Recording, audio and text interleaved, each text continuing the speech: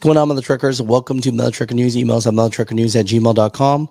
We are going to have the VP, the Vice President of OOIDA, on the show today. You know, a lot of people have a lot of concerns, and one that came up recently is a new bill for overtime pay. But there's a lot of questions to that. You know, is it going to be for hourly workers only, or is this going to affect mileage workers? I mean, how does this work? So hopefully we'll get on Louis on, and he'll let us know a little bit more about this. So, Louis, How we doing, buddy? hey, doing great. No, thanks for taking some time out of your very busy day, brother.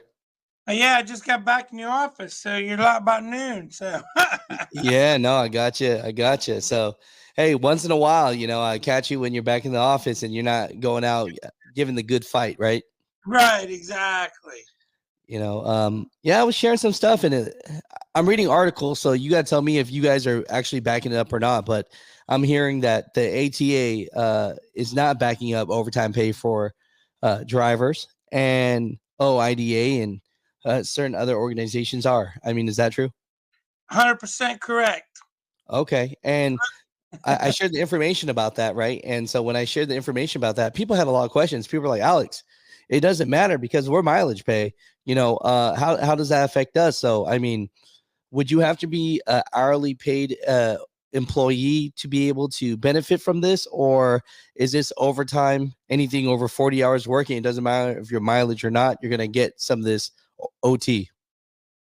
Yeah, as long as you're a company driver, a W-2 employee, that's the way it will work. The American Trucking Association is acting like we're trying to re-regulate trucking and all this stuff with driver pay and make new rules, and that's not true at all. In fact, we're trying to get rid of a rule. Yeah, all we're trying to do is do away with the overtime exemption in the Fair Labor Standard Act. So, I mean, the way it would work was, you've got a logbook. Now that we have these ELDs that the American Trucking Association wanted for drivers to have, you have a Shots perfect fired. way, you have a wonderful way to see time that truckers are working. It's right there, whether they're sitting at a loading dock or they're driving. So yeah, I mean, it would. I mean, to simplify it, maybe it's oversimplified on a point. The end of the week, if you drove 70 hours, 30 hours, which is what most people do, they work 70 hours. Because I guess work, not drive, but work 70 hours. At the end of that week, if you drove that amount of time, or worked that amount of time, whatever, then yeah, you'd divide that into your pay. And 30 hours, that would have to be time and a half of whatever your base salary is to get up. I mean, and of course, now people could say, well, we're only paying you minimum wage, whatever the minimum wage is for the state. But we all know, I don't think you're going to get anybody probably to work for minimum wage. But I think what truckers would find, and especially when you look at the ATA is putting out, how this will ensure truckers are fair wage, and they're saying that's a myth. Truckers are already getting a fair wage of $58,000 a year. Now, if you take $58,000 a year and punch that into my little calculator here on my phone. Give me 1 second here. So you take 58,000 a year and you divide that by 40. Well, let's make that 70. Right. Divide that by 70. 52. That's $15.93 an hour is what you're driving a truck for on 70 hours at 52 weeks a year. Now, you could argue a guy takes a week or two off, so maybe he's up to 16 or 17. But you know what? This is what I say all the time when they say this bullshit over at ATA about how great drivers are paid. We don't need to pay them overtime. McDonald's across the street from my office starts you at $15 an hour. Guess what? You're home every night. You're sleeping in your own bed. You ain't got DOT out there chasing you around trying to write you up a bunch of crazy violations. You're not wasting an hour or two every night looking for a parking place or a safe place to park. You're not dealing with traffic. You're not dealing with four wheels. You're not dealing with aggravated shippers. You're not giving away 30 hours or 40 hours a week. Because this is another thing. We pay drivers mileage, yeah. So all them free hours that they spend the 20, 30 hours a week sitting at the loading docks, they're not getting paid for that. They're not getting Agreed. paid Agreed. nothing with these big fleets. No, So I yeah, agree. for far too long, cheap labor has been the model of the big transportation, big trucking companies, and it's been a race to the bottom. Mm. And we're continuing that. We all know that trucking has not kept up with inflation since uh, the 1970s. From deregulation, or truckers would be making six figures. I mean, I think it's funny that these same people who they're saying how we don't need to do this. How can you sit there and say that you care about drivers and you care about drivers' families and all these things that the American Trucking Association constantly says, but then you can turn around and say, but we're not going to pay you overtime like every other blue collar industry in this nation gets, You know, skilled labor. I agree with that, Louis. So just to put it out there, so even if you're a company driver and your mileage pay, they'll look at that ELD, and anything over that 40 hours of the week, you should be getting OT for that. So it doesn't matter if you're hourly pay or mileage pay, right? So, and a lot of the local guys don't have this problem, right? Because the local guys, they're getting paid hourly and OT. So this is really for the over the road company driver. Am I correct, Louis? I mean, this is who that I think this was affecting the most, right? Yeah, exactly. I mean, let's look at the private fleets, the big Walmarts, and some of these big private fleets. Their drivers are getting paid for all their time. The LTL companies, the union companies, and stuff like that, their drivers are getting paid for all their time. It's the over the road long haul truckers that aren't. And ATA put out some sort of crap guarantee overtime myths, facts stuff. And they talk about that's the reason there's a turnover problem in drivers because it's so high. It is due to not being paid overtime. And again, they say, well, there's not really a turnover problem. It's a churn problem because people are just changing carrier to carrier to carrier. Okay. You look at anything DOT or anybody else puts out, any of these stats when it comes about drivers, there's 400,000 to 500,000 CDLs come out every year. These drivers are not staying. They're not staying. I mean, there's not that many trucking jobs for them to continue to switch around. They come in and you ask anybody who owns trucks, they can't find skilled labor because stays in the industry long enough to get the kind of experience that they need, especially the smaller guys, because they're leaving. It's just anything to keep from paying the drivers for the amount of time and the amount of work that they do. And that ought to be a crime. Again, it just blows my mind that they can look drivers in the face and say, hey, we like you, we support you, we want you to have a great life, but we ain't paying you no overtime for all those hours that you work. You make a good point because one of the things that they say would happen is inflation, everything you buy. But then if you think about it, the Walmart drivers are already getting paid for every single thing they do. The LTL drivers are getting paid for everything they do. If the Walmart drivers are already getting paid for every single moment they're doing anything, I mean, prices have gone up, but they're not so astronomical at the point where, I mean, you can't buy things right now. Here's one thing that people are saying in the comments. You tell me, what are your thoughts about this, Louis? They said, okay, if this happens, what employers will do is just cut the pay of the driver. What is your debate to that? So if they go OT, they'll just try to go, instead of you making, I don't know, I'm gonna give out a crap number anyways, right? 50 cents a mile. They're just gonna put you down to 25 cents a mile. I mean, what are your thoughts about that? Because that's what they're writing down below in the comments. Well, and again, that's why, that can I mean, it's like I said in the beginning when I explained how it worked with minimum wage. You could argue the fact that they're going to pay, but that's my point. We just did the math. $15 an hour is minimum wage in some states. I don't know exactly what it is in all states, but I know it is in some states. So truckers are already making minimum wage. They can't lower it anymore. I That's agree. the point. They can't lower it anymore. And here's the thing, drivers. Now you got something. Now you've got something to hold over their heads a little bit because they will have to pay you overtime.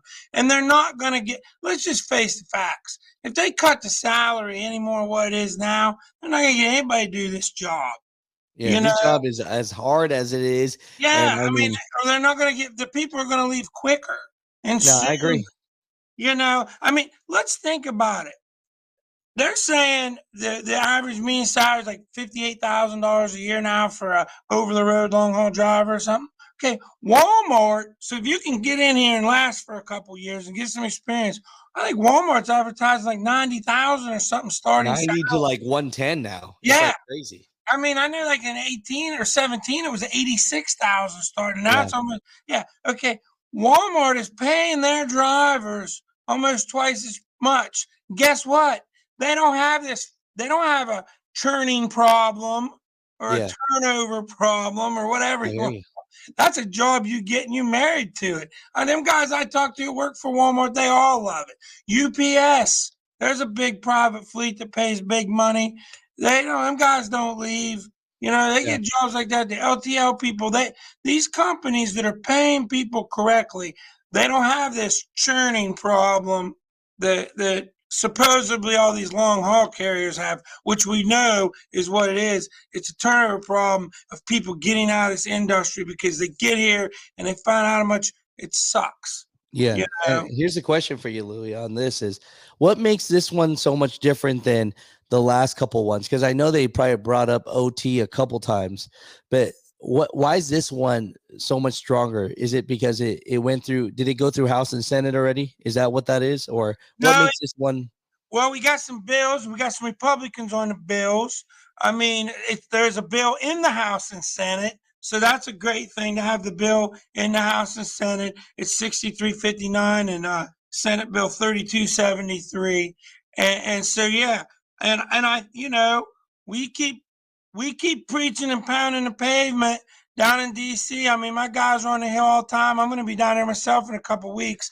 But we keep preaching about this as part of the problem. You want to help safety? You want to make the highways safer? Start paying the drivers for what they're doing. We don't need speed limiters. We just need to No, pay drivers so they don't have to make up for the 4 hours that they try to make up because it's just not. I don't care who you are.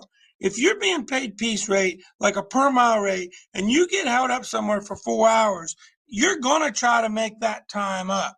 Well, you should have gotten paid for those 4 hours while you sat there, so you wouldn't even have to worry about it. that's right. But, that's the problem. And it's been the problem. Again, it's been the race to the bottom attitude of the big motor carriers and the American Trucking Association as far as the pay of drivers. And we don't want to pay drivers or train drivers, because that's a big investment. We'd rather put little doodads on trucks like automatic braking and all this lane avoidance stuff that we don't really know whether it works or not. We want to float the idea AV so we can just take the driver out of it altogether. Or, all these things. Or, I don't know, let's try to pass legislation for speed limits because that's going to make highway safety. Or ELDs, how about that? Let's do ELDs. That'll make the road safer. We've really seen how that worked. We've continue they've pushed this driver shortage nonsense, and they're pushing legislation and regulation in Washington, D.C. with it. And it's not addressing the problems at all. Stuff like this, paying drivers for what they work, that's going to turn safety numbers around. I think you're right about that because if you're not in the trucking industry and you're in any other industry, you know how pissed people would be if they didn't get paid their hours? People would just stop. It's like the trucking industry, we're the only ones that get kicked to the ground and seem like we like it or something because anybody else, they would stop. So when something comes with this, how do they make this into a law if they truly believe that, getting paid every second that they're in that truck? What can they do? Is there a link that I can share? Is there a link that you could text me that I can share, or do they need to call some people? What is it that they need to do? Reach out to their lawmakers. The easiest way, Alex, is the way I tell you all the time. Put up our fightingfortruckers.com webpage. Go to fightingfortruckers.com. And it's like I always say, you can go on there. You can find out who your lawmakers are. You can call them, both the House and Senate US. You can send them a message. There's already sort of a pre-message there. You add to it, free form, put whatever you want. Be professional, be polite. show good reasons why you're doing this or need this, how it will help your profession, and send that off to your lawmaker. And you can do that by typing and send something as fast on there as you can make a comment on Facebook or one of these other social media things complaining about it. Right Quick. there, guys. Right And at there. least, and if you do it on Fighting for Truckers, it's going to go to somebody that can make a difference. When you're doing it on social media, it doesn't make a damn bit of difference. You're just complaining. And we I all know got you. that. Right here is where it can make a difference. Right there. And Here's the website right there, y'all. yep, and there's all kinds of other stuff that's active right now that you can also go file. And the one thing I do want to touch on too, because this is what we hear: hey, I'm an owner operator. This doesn't do anything for me, or maybe I'm a small fleet, and this is going to cost me more money, because that's the pushback we get from our members. And what I always tell them, you got to look at this: a rising tide raises all ships. We all know, whether we want to admit it out here or not, big trucking has a lot of control over the freights and the environment of shippers and receivers in trucking. It's just the way it is. Where this will help you, the small business and the owner operator, and it's going to help you back to the rising tide, is if big carriers got to start paying all these drivers, guess what big carriers are going to start doing? They're going to start putting pressure on shippers and receivers to load the damn trucks or unload the trucks and get them in and get them out like they should be doing. And that's the thing. When you look at it from that aspect, if shippers and receivers would start loading trucks so guys could run up and down the road and be more efficient and maybe haul one more load a week, we'd need less trucks on the road. Plus, it probably wouldn't cost these carriers as much money as what they're thinking, because, yeah, they're going to pay a driver more, but the driver's going to be way more productive. He's not sitting at the loading dock. So back to what I was saying, it's going to put the pressure on the shippers and receivers that they're either going to have to load the trucks or they're going to have to pay the motor carrier for the truck to sit there, which in turn is going to make them load the truck, because Gotcha. nobody wants to pay money. No. What that's going to do, that's going to have a trickle down effect to small guys and give you more leverage with your contracts and your people and all these others to make your shippers, receivers load you, or they just will load you. I mean, if you're hauling brokered freight, some of these guys hauling brokered freight out there, they're going into the same big shippers and receivers that the big carriers are. Heck, they might be brokering from the big carriers for that matter. So it's going to put more pressure on them to load you, and it's going to put more pressure on you to get paid when you're not being loaded or unloaded as you should. And again, the beauty of this all is we've got ELDs. And that used to be the thing. Well, we have no way to track it because that driver could lie to us or fib to us, because it's always the driver. It's always the driver's fault we can't do something. Well, we got ELDs. You guys wanted them. So let's do something good with them. Let's put them to work for the driver now. No, I know. I think this information is very important. It's always hard sometimes to get you on the show because you're doing things right. So I'm going to share this one right now. Besides that, is there anything else that's happening? I knew OOIDA is still fighting a couple of good fights. The broker transparency, the speed limiters. Anything else that we want to update people on, and I can share to the trucking American people.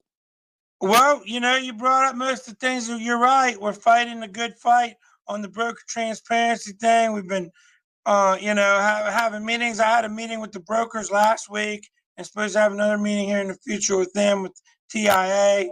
Trying on this, and that's on the broker fraud. So that, the parking bill, we're hoping that's going to finally get across the finish line. I've actually spoken on some big parking stuff the last few days, talked to some states. We're working with some states trying to get some local money. So that's going as well. And then another good thing, a big thing, this is just an OOIDA thing talk about that's going on right now, is Truckers for Troops. And that have anything to do with the government or any of that stuff. This is just a good thing. We started this 15, 16 years ago now. Okay. Every year, in November, we have like a telethon and we raise money for the troops. And with that money that we raise from members joining, plus they can call in and make donations. And the generosity of truck drivers every year is just overwhelming, the thousands of dollars we raise. The good thing about it, 100% of what you donate goes all to the charity. OOIDA takes care of all the administration costs. None of that's charged to the charity. So every dollar you donate gets to who it's going to. We started, it all went to care packages and sent care packages to troops overseas because we were involved in the both wars in the Middle East. And since fortunately conflicts and stuff aren't so great now, people are back home, which is good. We've had somebody left over, so we still do care packages first. But then at the end of the year, when it's all done, on December 7th every year, Pearl Harbor Day, we donate the rest of the existing money we have for that year to the Veterans Community Project, which is a homeless shelter which brought out for veterans to get them back up on their feet, gives them a house. They can bring their pets, which is something I've learned that most homeless shelters won't allow you to have a pet. They allow you to have pets. They have medical care, veterinarian care, dental care. They go there a year to help them get a job, move them into a bigger house. And just, it's a great organization. It started in Kansas City, but it's going nationwide. And so this week here, from now until the 19th of this month, you can call and donate for the charity, and part of becoming a member or your membership will go toward the charity as well. So, all right, Mutha Truckers. Hey, we got some information there, crazy part, Louis, Vice President OOIDA, says that the American Truck Association believes that truck drivers are paid enough, $58,000 a year. But when you divide it by 52 weeks, if you divide that by 70 hours, you're looking at minimum wage, right? So it's kind of crazy in that way. So, Mutha Truckers, at the end of the day, what are your thoughts? Is this OT a good thing, a bad thing? But yeah, a lot of you had concerns about this, and I wanted to make sure that we got all your questions answered. So I appreciate you guys all for jumping on today's show.